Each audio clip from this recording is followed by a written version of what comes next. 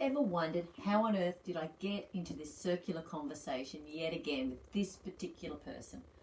Or maybe you wonder why this relationship feels so toxic, or perhaps you just have a really empty feeling inside when you're with this person.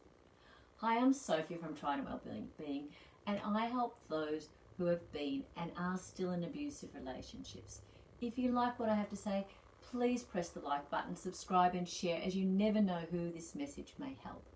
Unfortunately, anyone can find themselves in these really challenging relationships.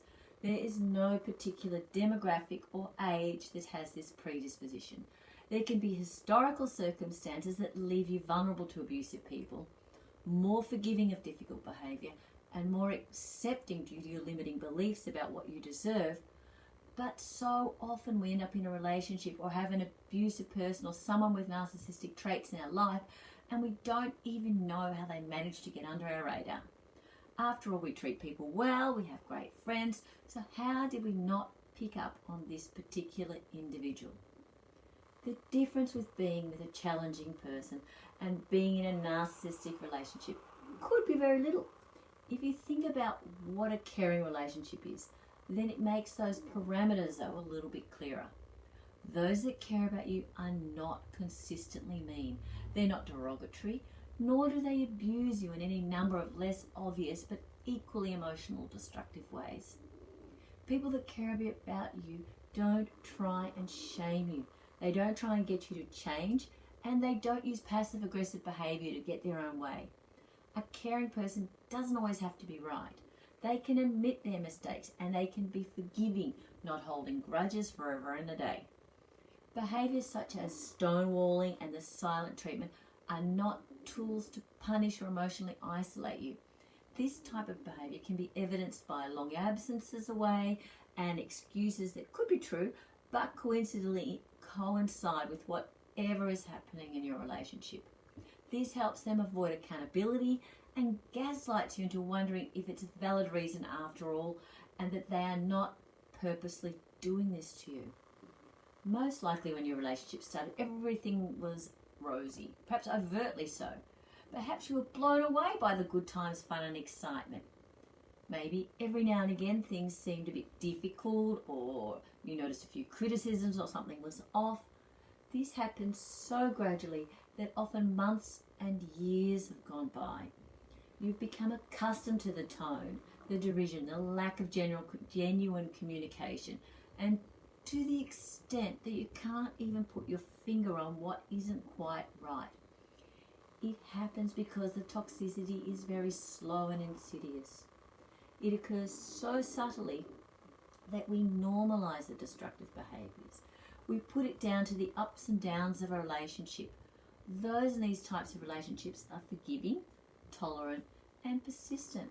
A partner in abusive relationships focuses on the good times, the times that there was a closeness, when intimacy seemed real. Then when the abuser doesn't follow through on what they promise, they don't turn up when they say, it gets quickly forgotten with any other number of excuses that are presented. What needs to be remembered though is that none of those display empathy or accountability, and as a result you can be sure that the I'm sorry in that somewhat late form is not sincere either.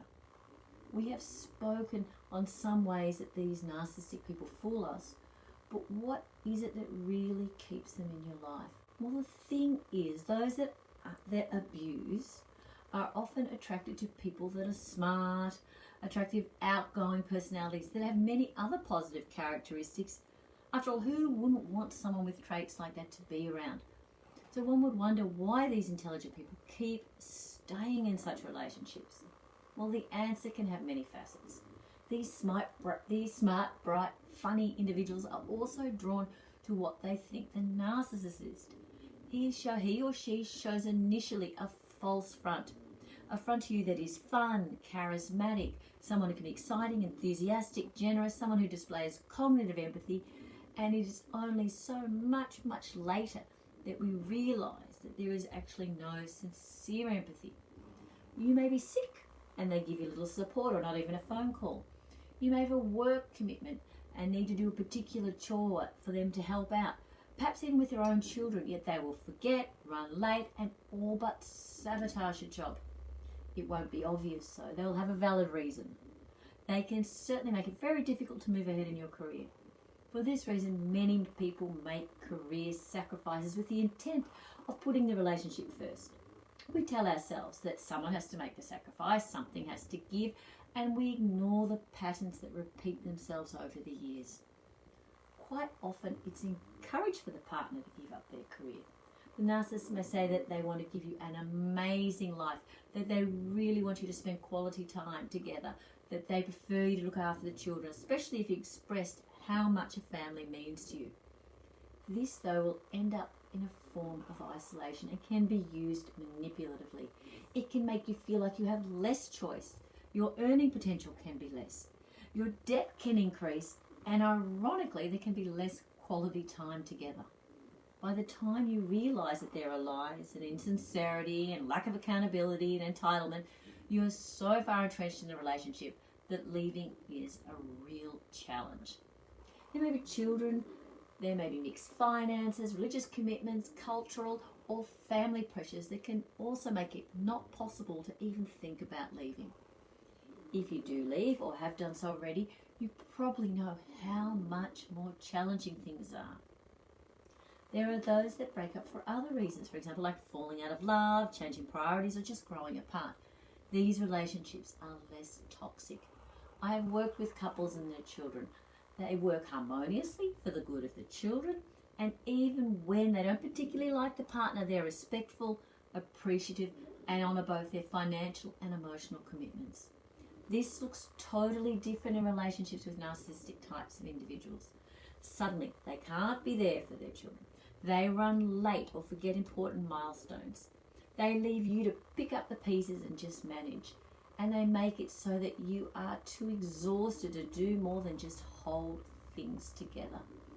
Occasionally there are those that manage to continue their career, but still there is an imbalance in the division of care of the home and the family.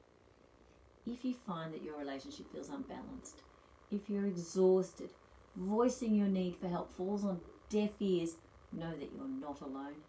You may even wonder how this happened. And I find this one the saddest thing, are you or am I imagining it, you might say to yourself. I always go back to the three things that we need to ask ourselves when we feel this way. Is there empathy?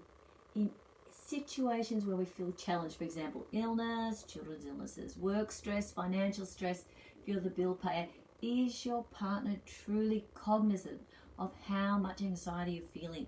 And do they show and acknowledge the appropriate care? Is there remorse when something is said that hurts you? When you express how something could have been done, or a tone that you used and how it affected you because they were too stressed, or when a mistake was made? After all, we all make mistakes, but are they really remorseful when they happen? You know that you would truly be sorry. And finally, is there accountability? Or do they use constant excuses and blame or deniability when they make a mistake, rather than just acknowledging that they mucked up and shouldn't have, and then expressing remorse? We should do these three checks on ourselves too, and we can compare them with those that we're close to and those that we've known for many years. It usually then helps make it very clear that something is a little bit off or a lot off in our relationship. And once you know that, you can stop those confused feelings. The cognitive dissonance slowly disappears, and you can stop feeling like you're banging your head against a brick wall and trying to get them to see your point of view. After all, you're a smart person, and you too have a choice with how much you continue to repeat your part in the behaviour. By this I mean constantly explaining how you feel, why you feel it, how you need their help, and listening to the excuses is just going to keep you feeling disempowered, lonely and confused. It certainly won't be an ideal scenario, but it can help you feel more like your old self, the confident, intelligent, motivated person that you know is still there. If you have any questions or you would like me to discuss something, please send me a message. And if you like what I have to say, subscribe and share, as many people think that they're alone with these type of situations, and it just might help them today. Until next time, I'm sending you much love.